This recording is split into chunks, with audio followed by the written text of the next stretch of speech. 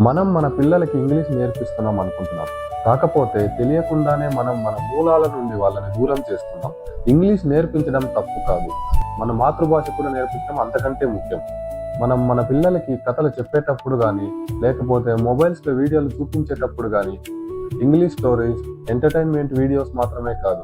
అంతకంటే ముఖ్యంగా మన చరిత్ర గురించి, మన గ్రంథాల గురించి, మన సంస్కృతి గురించి చూపించడం అంతకంటే ముఖ్యం. పంచతంత్రం, హితోపదేశం వీటిలో ఉన్న నీతి, తెలివితేటలు మరే కథల్లోనూ దొరకవు.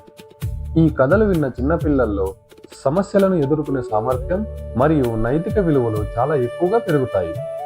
సైన్స్ ఏం చెబుతుందంటే, పిల్లలు మాతృభాషలో లేదా సంస్కృత పదాలున్న కథలు విన్నప్పుడు లేదా చదువుతున్నప్పుడు వారి మెదడులో లాంగ్వేజ్ సెంటర్ వేగంగా అభివృద్ధి చెందుతుంది. సంస్కృత శ్లోకాల ఉచ్చారణ వల్ల వారి జ్ఞాపక శక్తి కూడా అద్భుతంగా పెరుగుతుంది. భాష పోతే ఆ భాషలో ఉన్న కథలు కూడా మాయమైపోతాయి. ఆ కథలతో పాటు మన సంస్కృతి కూడా మాయమైపోతుంది. మన పిల్లలకు మన హీరోలను పరిచయం చేద్దాం. వారే మన చరిత్రకు రేపటి వారసులు.